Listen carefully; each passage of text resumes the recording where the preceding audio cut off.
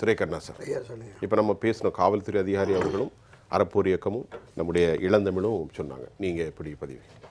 இல்லை, திராவிட முன்னேற்றக் கழகம் இந்த முறை ஆட்சிக்கு வந்த தொடக்க முதலே எங்கு பார்த்தாலும் போதைப் பொருட்களுடைய நடமாட்டம் மிக அதிகமாக இருந்ததை நம்ம பார்த்துட்டு இருந்தோம். ஒவ்வொரு நாளும் காட்சி ஊடகங்கள்லையும் வலைத்தளங்கள்லையும் செய்திகள்லையும் பார்த்துக்கிட்டு இருந்தோம்.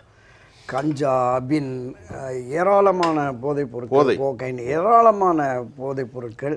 இதை தாண்டி ஸ்டாம்ப் சைஸில், பாட்டிலில் ஏதேதோ விதவிதமான போதைப் பொருட்கள். இந்த கஞ்சா போதையோடு போய் போலீஸாரோட மோதல் போக்கு, கண்டக்டர் டிரைவரை அடிக்கிறது, பொது வெளிகளில் இருக்கிற வாகனங்களை அடித்து நொறுக்கிறது. ஒரு சின்ன குறுக்கீடு, சசிகலாமா என்ன சொல்றாங்கன்னா, கள்ளக்குறிச்சியில் செயல்பட்டது தமிழ்நாட்டில் இன்றைக்கு போதைப் பொருள் இல்லாத இடமே இல்லை என்றும் அளவிற்கு எங்கு பார்த்தாலும் போதையில் தள்ளாடும் இளைஞர்கள் மற்றும் முதியவர்கள். இது பிராக்டிக்கலா அதுதான் 100% உண்மை. பள்ளி வளாகங்கள், கல்லூரி வளாகங்கள்ல எல்லாம் இந்த போதைப் பொருட்கள், கஞ்சானுடைய நடமாட்டம் அதிகரிச்சிருச்சு. எங்கு பார்த்தாலும் அதிலும் குறிப்பாக பள்ளி மாணவிகளும் கூட அதற்கு அடிமையாகக்கூடிய ஒரு மிகப்பெரிய துரதிருஷ்டவசமான மாணவிகள் இந்த நாட்டை கொண்டு வந்துட்டாங்க. இப்போ நம்ம சகோதரர் ராதாகிருஷ்ணன் சொன்ன மாதிரி எல்லாவற்றுக்குமே திராவிட முன்னேற்றக் கழகத்தினுடைய உள்ளாட்சி அமைப்பை சேர்ந்தவர்கள், மக்கள் பிரதிநிதிகளாக தேர்ந்தெடுக்கப்பட்டவர்களுடைய மறைமுக பணியாகவே இது இருந்திருக்கிறது. நிச்சயமாக அந்த கிராம பஞ்சாயத்து தலைவருக்கோ அல்லது அந்த ஒன்றிய நகர பொறுப்புகளில் இருக்கிறவர்களுக்கோ அந்த பகுதியில் உள்ள காவல்துறையினருக்கோ தெரியாமல் இது நடந்திருக்கிறது வாய்ப்பே கிடையாது. அப்போ இது காலங்காலமாக இருக்கிறது.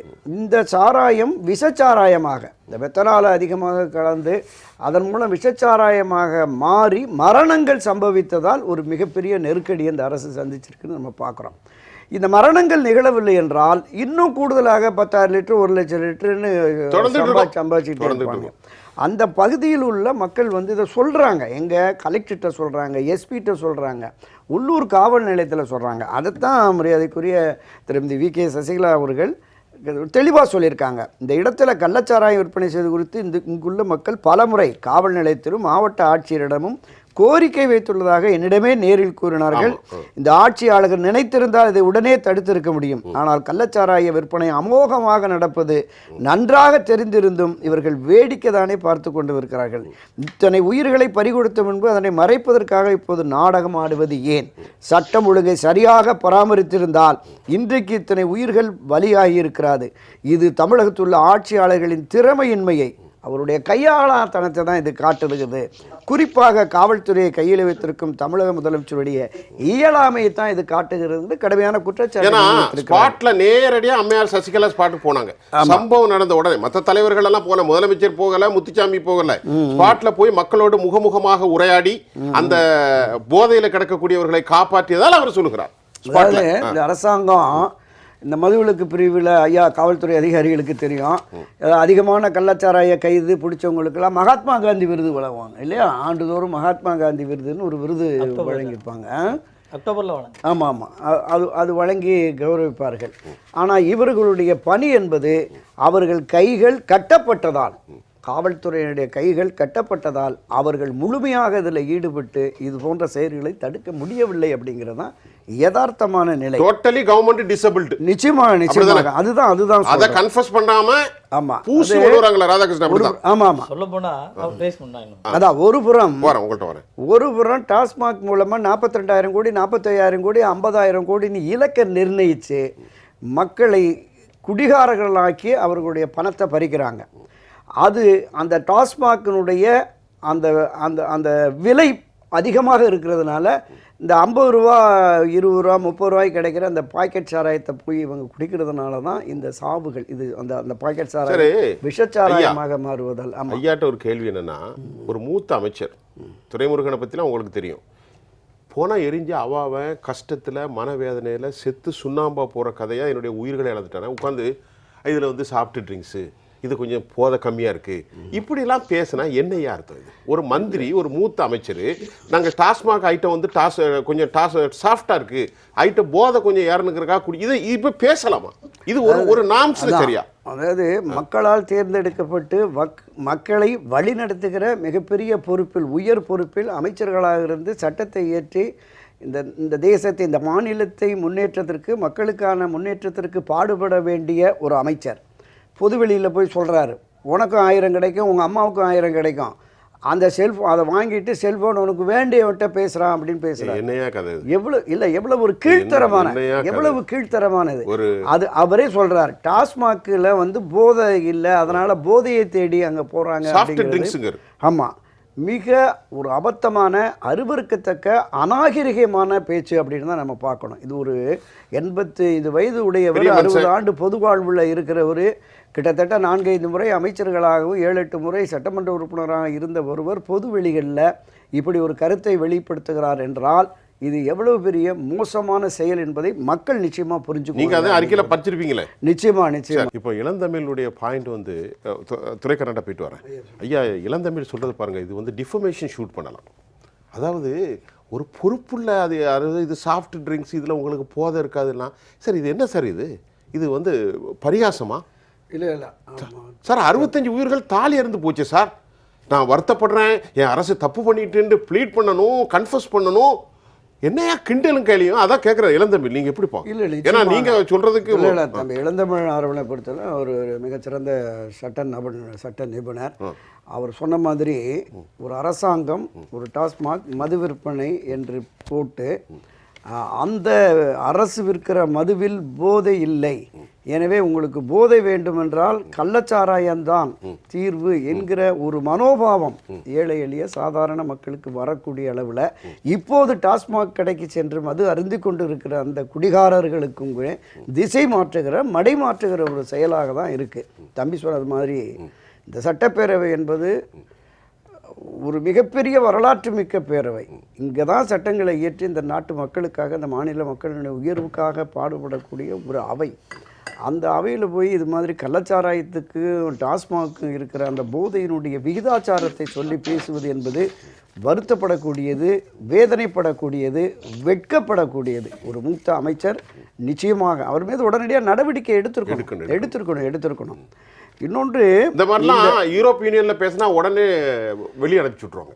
யூரோப் யூனியன்லாம் நாங்க நிறைய பார்த்துட்டு தான் இருக்கோம். நிச்சயமாக இல்ல, இந்த அரசுடைய போக்கு, முதலமைச்சருடைய போக்கு என்பதே அறிவாளி இல்ல. இந்த முதலமைச்சருடைய பேச்சுக்களும் சபையில பேசுற பேச்சுக்கள் பார்த்தீங்கன்னா, இந்த மக்கள் எங்களுக்கு மிகப்பெரிய வெற்றியை கொடுத்திருக்கிறார்கள், 100% வெற்றி, 40க்கு 40 வெற்றி விட்டோம். இன்னொன்னு சொல்றாரு, செய்கூலி சேதாரம் இல்லாமல் எங்களுக்கு இப்படி ஒரு மகத்தான வெற்றியை பெற்று மக்கள் எங்களுக்கு அளித்திருக்கிறார்கள்னு. எவ்வளவு செய்கூலி எவ்வளவு சேதாரங்கிறது அந்த களத்தில் வேலை பார்த்தவனுக்கு தான் தெரியும். எத்தனை ஆயிரக்கணக்கான கோடிகளை செலவழித்து இந்த வெற்றியை அவர்கள் ஈட்டியிருக்கிறார்கள் அப்படிங்கிறது தெரியும். இதை தாண்டி 221 சட்டமன்ற தொகுதிகளில் இந்த 40 தொகுதிகள் நாடாளுமன்ற தொகுதிக்கு உட்பட்ட 221 தொகுதிகளில் நாங்கள் வெற்றி பெற்றிருக்கோம். எனவே 200+ என்கிற வகையில் அடுத்த 2026 தேர்தலையும் போய் வெற்றி பெறணுங்கிற நோக்கத்தோடு தான் போகிறாங்களே ஒழிய இந்த மக்களுக்கு இல்லை. இப்போ இது மூலமாக என்ன தெரியுதுன்னா, எதிர்வரும் உள்ளாட்சி தேர்தலிலும் அதை கடந்து வரும் 2026 தேர்தலிலும் சீட்டு வாங்கி அங்கே செலவழித்து நாம் வெற்றி பெற வேண்டுமென்றால் எந்த வகையிலாவது பணத்தை திரட்ட வேண்டும் என்கிற எண்ணமும் நோக்கமும் ஆட்சி கட்சியினருக்கு வந்துவிட்டது.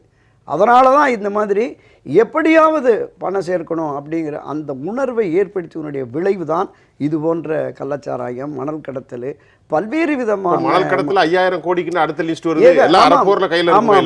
ஏராளமான சட்ட மீறல்கள், விதி மீறல்கள் இந்த ஆட்சியில் தொடர்ந்து நடந்து கொண்டே இருக்கிறது.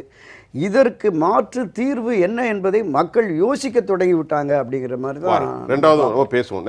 ஒரே ஒரு கேள்வி, இப்படி ஒரு கடும் போக்குவாதத்தை ஒரு அரசு செயலிட்டு நடக்கிறது, முதலமைச்சரும் போய் பார்க்கல, யாரும் பார்க்கல, அறிக்கையை விட்டுட்டு உட்கார்ந்துட்டு இருக்காரு.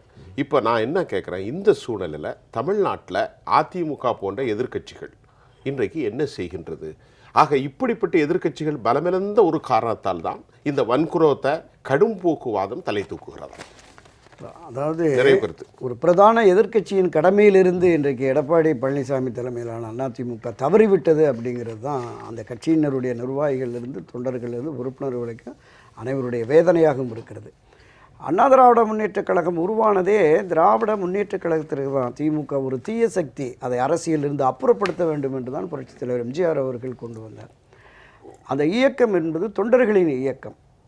புரட்சித் தலைவர் எம்ஜிஆர் அவர்கள் 72லேருந்து 87 வரைக்கும் ஒரு 10-11 ஆண்டுகள் 77 to 87 ஒரு நல்லாட்சியை வழங்கினார். அதைத் தொடர்ந்து புரட்சித் தலைவர் அம்மா அவர்களும் வந்து 91, 2001, 2011, 2016 என்று தொடர்ந்து ஒரு நல்ல ஆட்சியை கொடுத்துட்டு போனாங்க.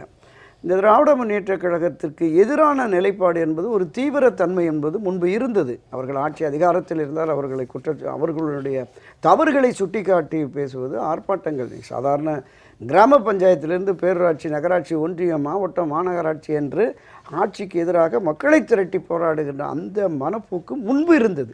ஆனால் இன்று அந்த நிலைப்பாடு இல்லை.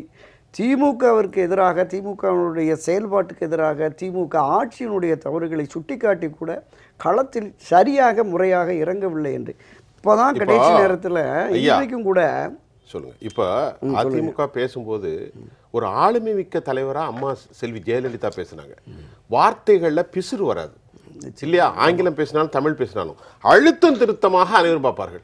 கருப்பு சட்டையை போட்டா நீ என்னதை சாதிக்க முடியும்? அதுதான் சொல்ல வந்தேன். கருப்பு சட்டையை போட்டா என்ன சாதிக்க முடியும்? தமிழக சட்டப்பேரவையில் தங்களுடைய இந்த கருத்தை ஒரு ஆழமாக பதிவு பண்ணுறதுக்கு ஒரு மிகச்சிறந்த வாய்ப்பு கிடைச்சது. நீங்கள் வெறும் கருப்பு உடை போட்டு வந்து அவையினுடைய விதி மரபுப்படி கேள்வி நேரம் முடிஞ்சோன்னே எடுக்கலாம்.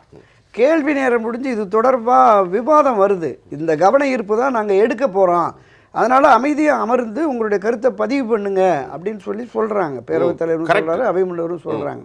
ஆனால் என்ன காரணத்தினாலே தெரியல வெளியேற்றம் வெளிநடப்புன்னு போயிட்டு உண்ணாவிரதம்னு உட்கார்ந்துருக்காங்க. என்ன காரணம்? நீங்கள் இந்த அரசுக்கு எதிராக ஒரு பிரதான எதிர்க்கட்சி செயல்படணும். இன்றைக்கி 8 நாள் சபை நடந்தது. 8 நாள் சபையில் ஒரு நாளைக்கு காலையில் 2 பேர், சாயங்காலம் 2 பேர், 4 சட்டமன்ற உறுப்பினர்கள் அதிமுக சார்பாக பேசலாம். 32 உறுப்பினர்கள் பேசக்கூடிய வாய்ப்பை இழந்தாச்சு. இந்த 32 பேரும் இந்த அரசுக்கு எதிரான கருத்துக்களை பதிவு செய்திருந்தால் அது மக்களிடம் போய் சேரும். அப்போ அந்த நிலைப்பாட்டை மாட்டான். அதே மாதிரி கேள்வி நேரத்திலையும் கூட துணை கேள்வின்னு 2 பேருக்கு போனால் ஒரு 18-20 பேருக்கு வாய்ப்பு இருக்குது. இது எல்லாவற்றையும் தாண்டி இந்த காவல்துறை மானிய கோரிக்கையில் இன்றைக்கு வெளியேற்றப்பட்டு இந்த கூட்டத்தொடர் முழுவதும் நீக்கப்பட்டவர்களில் 2 பேர் இல்லை. ஒருவர் பொள்ளாச்சி ஜெயராமன், இன்னொரு காமராஜ் முன்னாள் அமைச்சர் காமராஜ் வெளிநாட்டுக்கு போனதா சொல்லிட்டாங்க. பொள்ளாச்சி ஜெயராமன் இங்கே தான் இருக்கிறார். புரட்சித் தலைவர் அம்மா அவர்கள் 2006 அதிமுக உறுப்பினர் 60 பேர் வெளியேற்றின உடனே தன்னந்தனி ஆளாக இருந்து கிட்டத்தட்ட 1.5 மணி நேரம் கருணாநிதி முன்னிலையில் இந்த ஆட்சியின் அவலங்களை தோலுரிச்சு தொங்க விட்டாங்க. 12 அமைச்சர்கள் 27 முறை குறுக்கிட்டானுங்க. இன்றைக்கு இந்த பொள்ளாச்சி ஜெயராமன் உள்ளே போய் இந்த விஷயம் பேசியிருக்கலாமே, பண்ணலை. ஆக திராவிட முன்னேற்ற கழகத்தை மிக தீவிரமாக எதிர்த்த அந்த போக்கு இப்போ அதிமுகவில் இல்லை. அதனால தான் பாஜக அதை கையில் எடுத்துக்கிட்டு நாங்கள் தான் எதிர்க்கட்சி ரோல் பண்ணுறோங்கிற மாதிரி போயிட்டாங்க. ஆமாம், இது நான் சொல்ல விட அண்ணன் சொன்னது 100% உண்மை. இங்கே தான் அதை வெளியே சொல்ல முடியாது. ஆமாம், அண்ணா அதை சொல்லி இப்போ வந்து வெளியே தான் சொல்லிட்டீங்களா, சொல்ல முடியாது சொல்லிட்டு இருக்கல. ஆக வலுவிழந்து கிடக்கிறதோங்கிற பொது பார்வை வெளியில வந்துருச்சு. எனவே ஒன்றுபட்ட அதிமுக மரியாதைக்குரிய திருமதி வி.கே. சசிகலா அவர்கள் முன்னெடுத்திருக்கிற இந்த முன்னெடுப்பு வெற்றிகரமாக ஆகி ஒன்றுபட்ட அதிமுக என்று வருகிற பொழுது களத்தில் ஈஸியாக எதிர்கொண்டு வெற்றி பெறலாம். இந்த பிரச்சனையை பொறுத்தளவில் கடைசியாக அவங்க சொன்ன விஷயத்தை சொல்லிடுறேன். தமிழகத்தில் சட்டம் ஒழுங்கை காப்பாற்றிட நம்மளே இருக்கிற இந்த சட்டங்களை சரியாக பயன்படுத்தினாலே எந்த தவறுகளும் ஏற்பாடும் பார்த்து கொள்ள முடியும். நீங்க புதுசா சட்டமெல்லாம் தேவையில்லை. ஆனால் திமுகவினர்கள் அது எந்த காலத்திலுமே இவர்கள் செய்ய முடியாது. காவல்துறையை சரியாக செயல்பட வேண்டும். எல்லாவற்றுக்கும் மேலாக ஆட்சியாளர்கள் காவல்துறையினரை சுதந்திரமாக செயல்பட அனுமதிக்க வேண்டும். அதுதான் நான் சொன்னேன். கைகள் கட்டப்பட்டிருக்கிறது. காவல்துறையை திமுக ஆட்சியினர் தங்களுடைய ஏவல் துறையாக பயன்படுத்தியதனுடைய விளைவுதான் இது போன்ற நிகழ்வுகள் நடைபெறுகிறது. இனி இது போன்ற நிகழ்வை தடுப்பதற்கு ஒரு உரிய நடவடிக்கை இந்த திமுக அரசு எடுக்கும் என்று நம்பிக்கை இல்லை. எதிர்காலத்தில் என்ன நடக்கும் பார்க்கலாம்.